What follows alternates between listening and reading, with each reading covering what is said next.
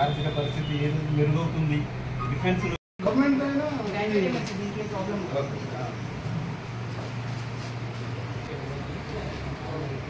జై శ్రీరామ్. ఈ నెల 27వ తారీఖు రోజు జరుగుతున్నట్టు ఉమ్మడి వరంగల్, ఖమ్మం, నల్గొండ ఎమ్మెల్సీ ఉప ఎన్నికల్లో భాగంగా ఈరోజు మానుకోట మున్సిపాలిటీ పరిధిలోని అన్ని ప్రభుత్వ రంగాలలో ఆఫీసులలో భారతీయ జనతా పార్టీ కార్యకర్తలం అందరం కూడా కలిసి గుజ్జుల ప్రేమేందర్ రెడ్డి గారికి మొదటి ప్రాధాన్యత ఓటు వేసి బలపరచాల్సిందిగా విజ్ఞప్తి చేశాము. ఇప్పుడు మనం చూస్తున్నట్టయితే ప్రధానంగా 3 పార్టీలలో ఉన్నటువంటి వ్యక్తులు, ఒకటి కాంగ్రెస్ నుంచి తీన్మార్ మల్లన్న గారు, ఆయన ఎన్ని కండువాలు మార్చిండో ఆయనకే తెలియదు. ఆయన ఒక ప్రభుత్వ దాన్ని ఏమంటారు ప్రజాయిజం, జర్నలిజం అని చెప్పుకుంటూ ఒక బ్రోకరిజం చేసినటువంటి వ్యక్తి. ఆయనని ఎవరు కూడా నమ్మే పరిస్థితిలో లేరు. ఇంకొకటి కూడా చూస్తే అధికార పార్టీలో ఉంటే గొంతు మెదపకుండా బల్లాలు కొట్టుడు తప్ప ఏం చేయడం ఉండదు. ఇంకొక అభ్యర్థి వచ్చేస్తే బీఆర్ఎస్ నుంచి రాకేష్ రెడ్డి గారు. ఒకవేళ వాళ్ళు ఇప్పుడు బీఆర్ఎస్ వచ్చేసి గల్లీలో లేదు, ఢిల్లీలో లేదు, వారిని ఒకవేళ మనం గెలిపించుకున్నా కూడా మళ్ళీ కండవ మార్చడమే తప్ప ఏమీ ఉపయోగం ఉండదు.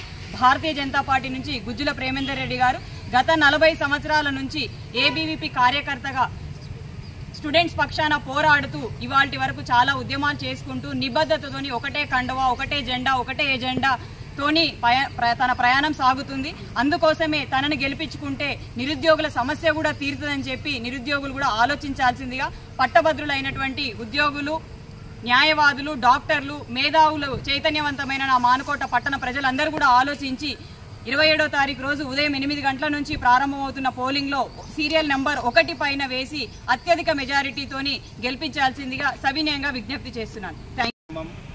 వరంగల్ జిల్లాలో యొక్క శాసనమండలి మా అభ్యర్థి గుజ్జుల ప్రేమేందర్ రెడ్డి గారు అడ్వకేటు, వారిని గెలిపించడానికి కోసం మేము ఈరోజు టౌన్ లోపల ఉన్న మా బీజేపీ నాయకులు, కార్యకర్తలందరం కూడా ప్రతి ఆఫీసును గ్రాడ్యుయేట్స్, ఓటర్స్ కలుస్తూ మా ప్రేమేందర్ రెడ్డి గెలుపు కోసము మేమందరము కృషి చేస్తున్నాను.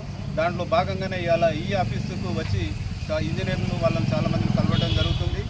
ఏదైతే ఇవాళ భారతదేశం లోపల ఒకసారి చూసినట్లయితే మోడీ గారి యొక్క ప్రభావం ఏ విధంగా ఉంది, అతను 10 సంవత్సరం లోపల ఈ భారతదేశానికి ఏ విధంగా అభివృద్ధి పదంలో ముందుకు తీసుకెళ్తున్నాడు. అతను కొన్ని సాహస నిర్ణయాలు ఏదైతే ఉన్నాయో, ఇవాళ 370 ఆర్టికల్ అయితేంది, ఈ 33% మహిళలకు రిజర్వేషన్స్ అయితేంది, ముస్లిం మహిళలకు తలాక్ అనే విషయంలో అయితేంది, రామ మందిరంలో నిర్మించడంలో అయితేంది, ఇవాళ మన సరిహద్దుల లోపల ఒకప్పుడు మన దేశంలోనికి ఎంతోమంది ఎంటర్ అయ్యి ఎంతోమంది బాంబులకు పేల్చి ఎంతోమంది ప్రాణ నష్టానికి గురి చేసిన ఇష్యూ లోపల ఇవాళ భారతదేశం మొత్తం చుట్టూ కూడా సరౌండింగ్స్ లోపల ప్రొటెక్షన్ ఏర్పాటు చేసి, మిలిటరీని ఏర్పాటు చేసి ఒక్కరు కూడా మన దేశంలోకి ఎంటర్ కాకుండా అసాంఘిక కార్యక్రమాలు చేయకుండా అతను చాలా పకడ్బందీగా దేశాన్ని ముందుకు తీసుకుపోతున్నాడు. ఇప్పటి వరకు 10 years లోపల అతని మంత్రివర్గం కానీ ఆయన కానీ ఇట్లాంటి అవినీతి కార్యక్రమం లోపల మనం చేయకుండా ఈ దేశాన్ని ముందుకు తీసుకుపోతున్నాడు. అతని ఆర్థిక పరిస్థితి చూసినట్టయితే ఇప్పుడు 13వ రేంజ్లో ఉండి ఇలా 5వ